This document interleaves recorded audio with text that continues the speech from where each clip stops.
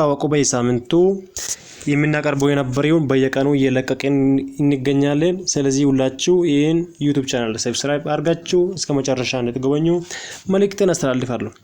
በመቀጠል ዛሬ ይዤ የመጣሁት ርዕስ ጉዮታ ቶርባኒ ወይም ደግሞ የሳምንቱ ቀናት።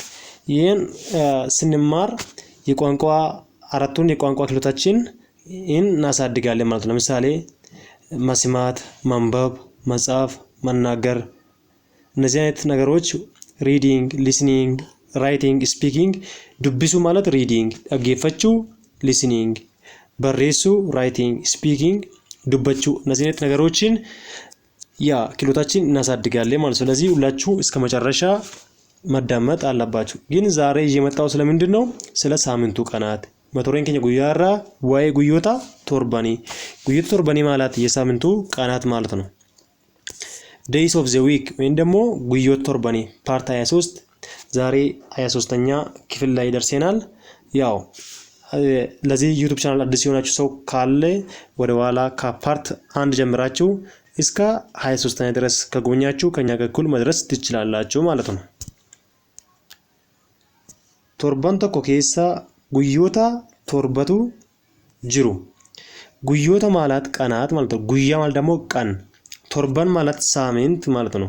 ቶክ ማለት አንድ ማለት ከዚህ በፊት አስተምራችኋለሁ። ቶርባን tokko keessa ጉዮታ torbatu jiru። አንድ ሳምንት ውስጥ 7 ቀናት አሉ። there are 7 days in the week። እነሱ ማን ናቸው የሚል አብሮን የምናየው ይሆናል ማለት ነው። ኢሳንስ ኤኞከታን ወለላል ዊጠታ ማለት በአማርኛ ሰኞ፣ በእንግሊዘኛ ምንድነው ማንዴ፣ በእንግሊዘኛ ማንዴ መሆኑ እንዳትረሱ። ዊጠታ ከኔጋ 3 ጊዜ ደግማችሁ መሞከር አለባችሁ። ዊጠታ ሰኞ in English Monday።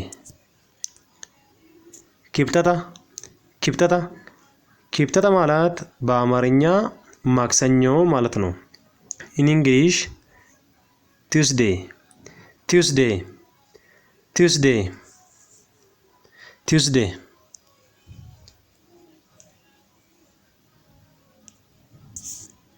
in English Tuesday።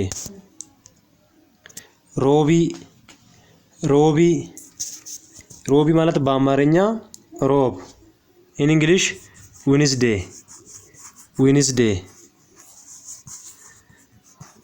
ሶስት ጊዜ መሞከር አለባችሁ። ሮብ ወይም ደግሞ Wednesday።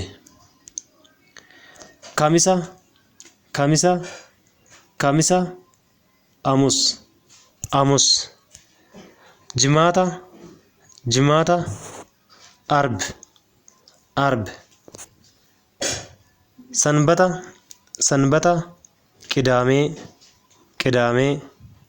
ሰንበተ ዱራ ማለት ይችላል። ሰንበታ ማለት ቅዳሜውን ደግሞ ሰንበታ ዱራ። ድልበታ ኢሁድ ወይም ደግሞ ሰንበተ ጉዳ። እስካሁን ይሄን ዩቲዩብ ሰብስክራይብ ያደረገ ሰው ካለ አሁን ሰብስክራይብ በማድረግ ቤተሰብ እንድትሆኑ በዚሁ መልእክቴን አስተላልፋለሁ። እንዲሁም ለጓደኛችሁ ሼር በማድረግ ወደዚህ ዩቲዩብ ቻናል ቤተሰብ እንዲሆኑ ጋብዛችሁ። በቀጣይ ቪዲዮ እንገናኛለን። ነገ ማታ አዲስ ቪዲዮ ይለቃችኋል። እስከዛ ሰላም ቆዩ። ሰላም ሁኑ። አመሰግናችኋለሁ።